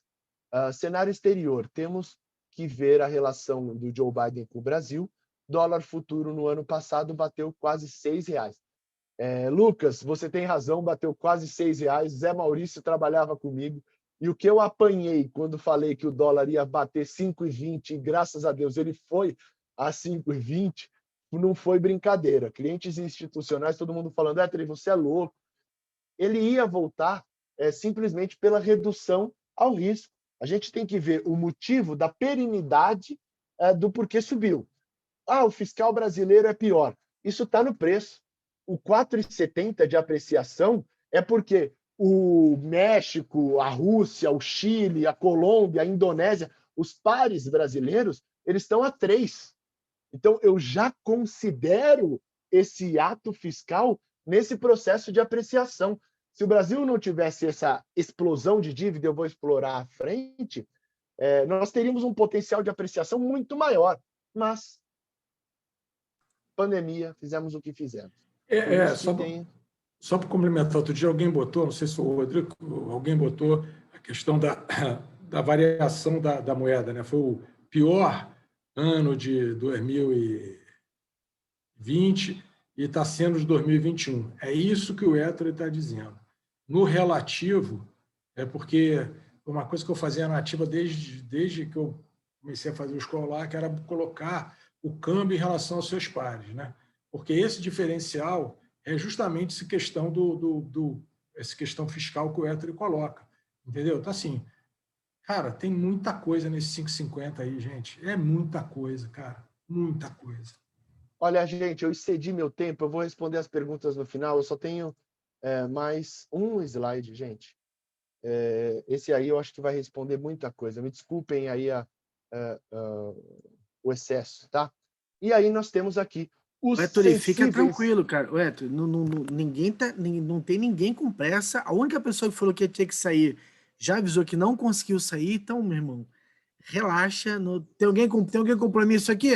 Alguém quer ir embora? Não. Filho, Jamais. Pelo amor de Deus. Se quiser ser, pode continuar. Knockout Se yourself. Fala, quiser, Ettore. a gente pode até continuar até a hora do almoço, não tem problema. Gente, eu vou perder a missa das 10 aí, ó. Eu não quero atrapalhar o padre. Fica o tranquilo vigário aí, cara. O vigário vai atrás de mim depois, pô. Não se apresse, não. Vai tranquilo aí. Vamos lá. Depois vê a missa no YouTube, pô. Agora sim. Porque não pode ir na igreja, aglomeração. Falou bem, Thales. E aí nós chegamos aos sensíveis à política monetária. A primeira coisa que eu quero ressaltar nesse primeiro gráfico da esquerda, olha a correlação entre o Livres-Ex Alimentos e os núcleos do Banco Central. O que são os núcleos do Banco Central? Um núcleo de inflação, ele tenta expurgar os movimentos, os choques. Ele tenta pegar exatamente o movimento tendencial inflacionário. Então, ele vai... teve um choque de arroz no Rio Grande do Sul, teve um choque de carne, carne seria no Brasil todo, mas teve um choque de tomate em São Paulo, teve um choque de queijo em Minas Gerais. Nada contra os mineiros, gosto de queijo demais. Então, assim, ele pega e expurga isso, existe uma correlação muito grande, ou seja, o Banco Central poderia, sim, fazer ali uma meta para com os sensíveis à política monetária ou para com os núcleos. Olha agora a relação que nós temos entre o Livres-Ex Alimentos e o hiato do produto.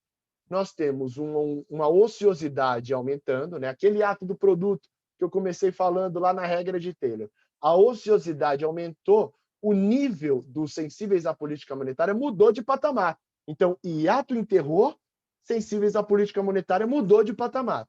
E nós não temos um fechamento do hiato sobremaneira que justifique um temor inflacionário gigantesco. Fala, mas espera aí, Ettore. Dá uma olhada aqui o diferencial, né? E eu venho para esse gráfico. A linha cinza aqui é o diferencial entre esses dois. O que é que foi que ocorreu aqui nesse período de 2014 a 2016 que abriu essa boca de jacaré? Olha a variação da dívida bruta do Brasil nesse período. Olha o salto que nós demos nesse período. Olha o erro que eu cometi aqui na inflação de 2020, gente. O porquê é que essa pernada do hiato do produto não gerou uma pernada equivalente na inflação? Foi, além de alimentos, que sustentou bastante, foi a entrada do fiscal para sensíveis à política monetária. Então, nós temos o fiscal dando um salto gigantesco. Olha a variação da dívida bruta geral, que vai a 15 pontos. É um salto gigantesco para sustentar essa inflação a 4,5%, para sustentar esse 2020 num patamar muito baixo. E aí, o que acontece para 2021 e 2022? Eu tiro isso. Eu tiro completamente isso. Então, eu não tenho como... Olha a entrada do parafiscal. Olha o que aconteceu aqui também. Isso aqui é muito relevante e ninguém fala. 2015, 2016, 2017. Olha o que aconteceu com a participação do BNDES no PIB. Olha que assustador, gente. E agora volto para a fiscal, contribui a sustentar, mas isso não é para sempre. O BNDES continuará fazendo repagamentos da dívida, continuará a enxugar a liquidez que ele tinha empossada no banco.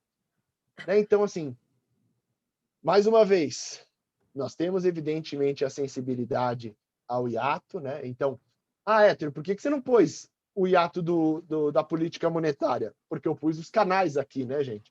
Se eu coloco aqui o diferencial de juros, o hiato de juros, eu tenho que remover os canais. O que é o canal? Ociosidade da economia. Vamos lá no começo. Vamos lá no começo. Canais de transmissão da política monetária. Vamos ver aqui. Olha eles aqui. Eu tenho o Copom mexendo a Selic e falando de uma elevação, uma redução de consumo e investimento, de uma elevação, redução de consumo de crédito, de uma mexida nas expectativas, de um processo de câmbio e de um processo de riqueza. Né? Então, eu não coloquei por quê?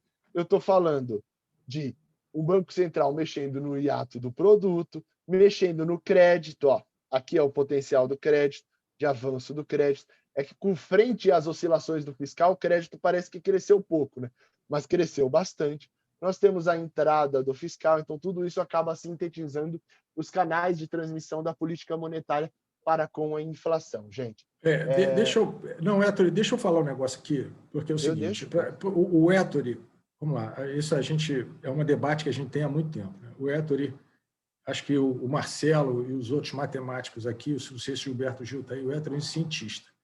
O Héctor fazia atuária antes de ir para a economia, quer dizer, o Héctor é um cara que se baseia... a gente já discutiu muita coisa sobre a causalidade dos eventos. Né? Ele é um cara com uma visão científica. Né? Então, o que acontece? O que ele está colocando é baseado nas premissas lógicas, né, que a gente enxerga para frente, uma racionalidade econômica. Né? E aí o que acontece, o Rubem, quando você bota a questão da eleição e que o Pina está colocando aí, é o seguinte... Né? Não existe espaço do tamanho da dívida para você sair gastando. Não existe espaço para uma série de coisas. Eu tenho certeza do seguinte, se toda essa racionalidade econômica, entendeu? Não se provar, aquilo que o Héctor falou, não se provar, né? O Héctor alterará os cenários dele com base na evidência científica. Entendeu?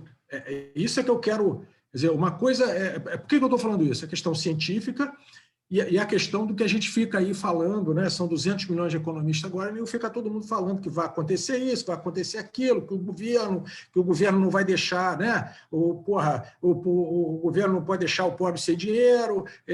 Tudo bem, isso aí é um debate que afeta a expectativa, mas a questão das premissas aí. Então, assim, o ponto que eu gostaria, que eu insisti com o Marcelo, é o seguinte, para trazer o Héctor, é o seguinte, existe uma base, como a gente faz em valuation, existe uma base sólida, entendeu? O resto, cara, é a Rede Globo, sei lá mais o quê, entendeu? É o que a gente fica aí, não, porque não pode, tem que dar estímulo, até aquilo que o Cícero perguntou, tem que vir com o pacote que as pessoas não vão comer. E aí, cara, aí deixa de ser um debate, né, que deveria estar no âmbito do Banco Central para a gente ficar, entendeu?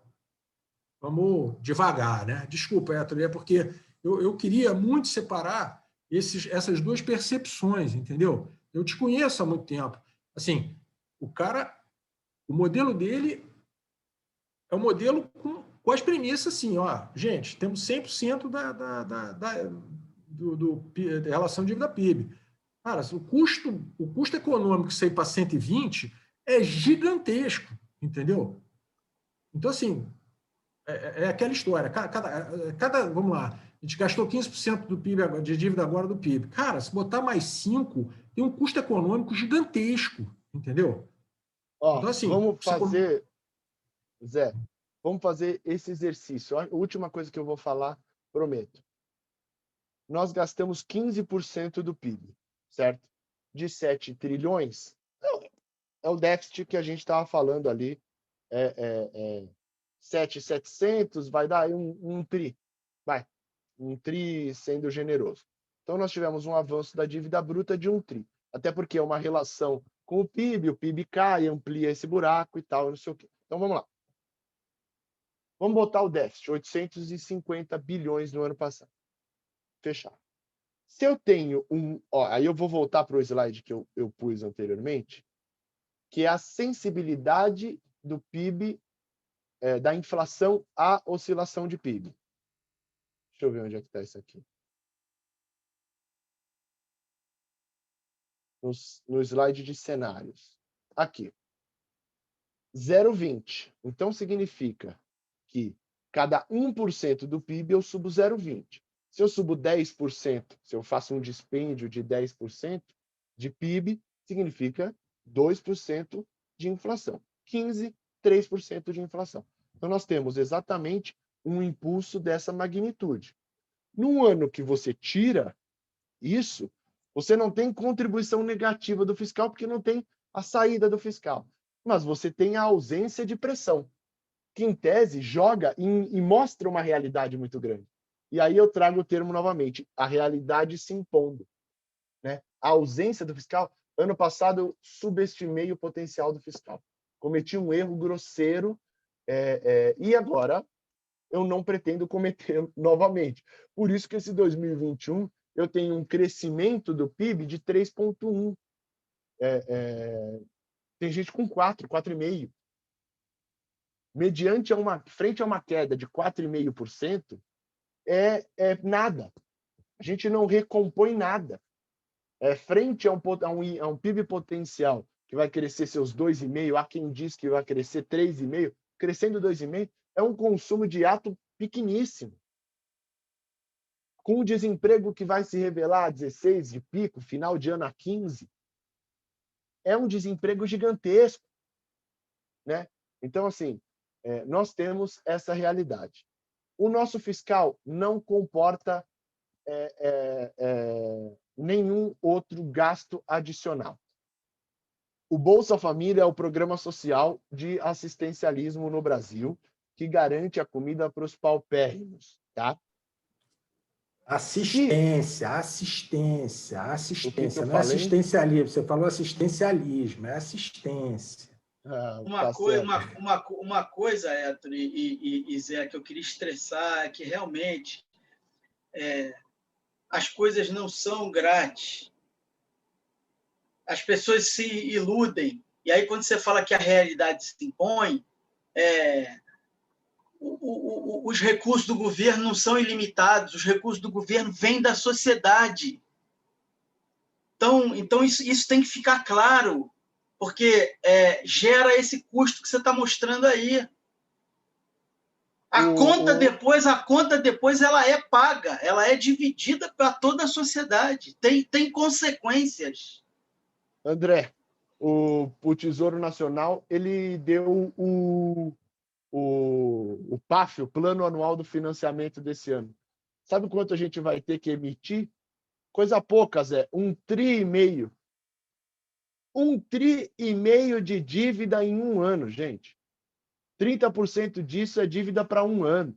Ah, mas tem um colchão de liquidez. Eu fiz essa conta, estimei em mais ou menos 1,1 a 1,2 trilhões de emissão do Tesouro dentro de um ano. Peraí, gente, pedrada. Isso é emissão líquida, tá? Porque tem resgate, tá? Isso é que nem dívida líquida, tá? Isso é emissão líquida, tá? Isso é líquido. Quanto que isso está acima da média histórica? Nossa, 4, 5 vezes mais. Depois alguém perguntou aí por que o juro do banco não cai.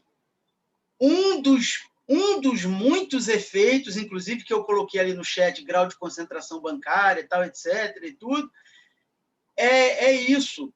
O governo precisa emitir dinheiro, título para captar recurso. Ele está concorrendo com os agentes privados pelo bem que tem o juro como o seu preço de referência, que é o dinheiro.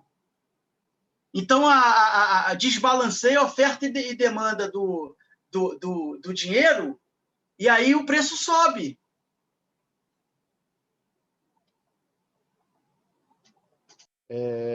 Gente, eu encerro aqui a apresentação e aí vamos para as perguntas desse bate-papo aí.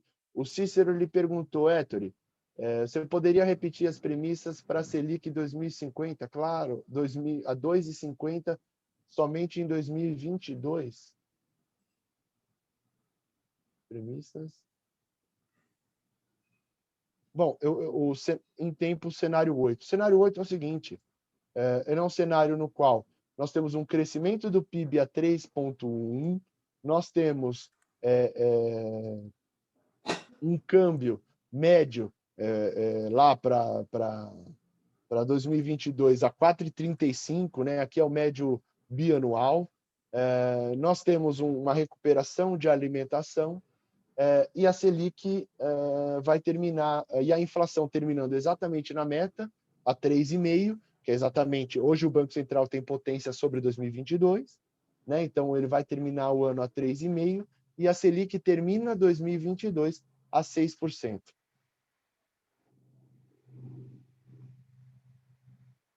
Vamos piorar a dívida, é verdade. Vamos ter uma piora no perfil da nossa dívida com prazos menores e taxa mais alta. Nesse aspecto, e aí eu tenho alguns produtos aqui na Ativa, um deles chama Mapa Renda Fixa, né, que eu faço de fato um mapa de onde estão as melhores melhores alocações. O Banco Central, o Tesouro Nacional, ele tinha que encurtar a dívida e ele tem que encurtar a dívida. O Banco Central, ele é um minimizador do custo de emissão de dívida frente a um risco de refinanciamento, tá? Sujeito a um risco de refinanciamento. Então, o Zé trouxe uma curva inclinada. Ué, por que eu vou pagar mais se eu posso pagar menos? Se eu encurto muito, você tem risco de refinanciamento. Verdade. Se eu vou para um ponto de financiamento com 2, 3 anos de maturidade, é o prudente, porque você está exatamente explorando esse steepening de curva, você minimiza o custo. Antes de todo mundo sair, eu queria agradecer pela oportunidade que vocês me deram. Foi um prazer falar com vocês aqui no domingo, e eu vou seguir aqui com as respostas, tá? Obrigado, Sandra. Obrigado Héctor, você me faz uma obrigado, gentileza, Rafael. cara? Você dá uma derrubada aí para a gente poder... Você tá projetando a tela, se puder derrubar, agradeço. Tá. Cara, a gente tem aqui a gente tem um hábito aqui que é o seguinte, a gente faz tira uma foto de geral aí. É sempre bom, né, ter o teu registro aí de todo mundo. Se você puder fazer a gentileza de... Todo mundo aí puder fazer a gentileza de abrir a câmera aí pra gente poder tirar a nossa fotinha aí. Acabou que virou tradição isso daí da gente aqui. E a gente fazer os agradecimentos finais aí. Então, cadê a turma aí, ó? Beleza aí, ó.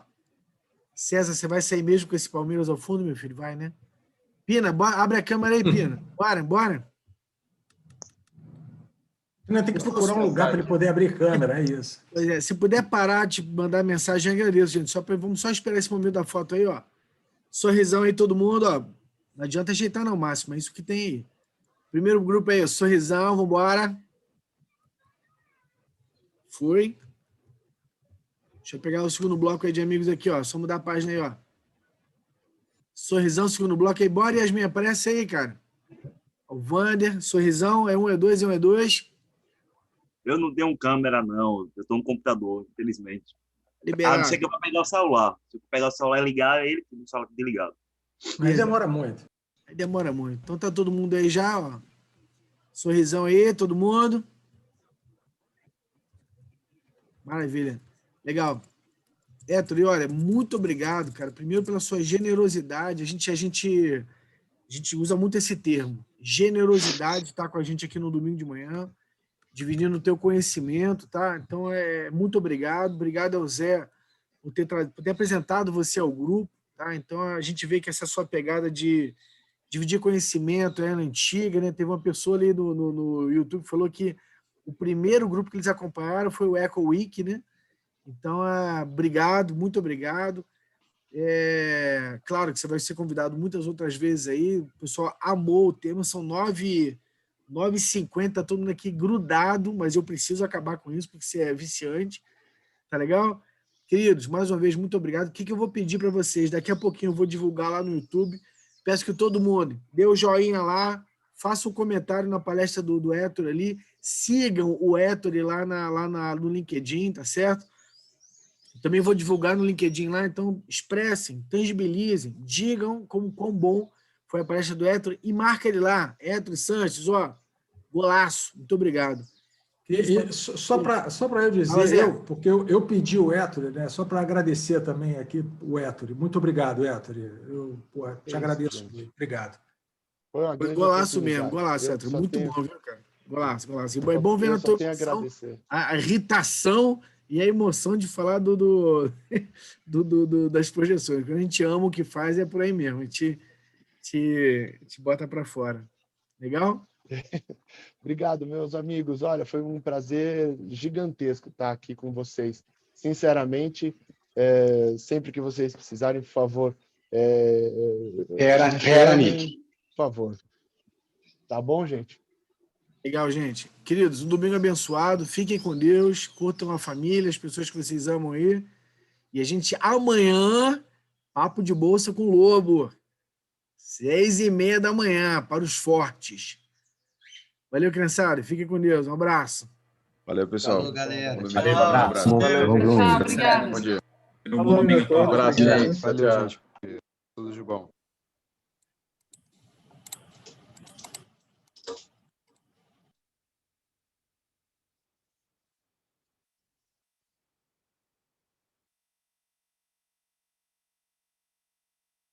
Saindo aqui, tá? Rayana, obrigado. David, abraço. Fique com Deus.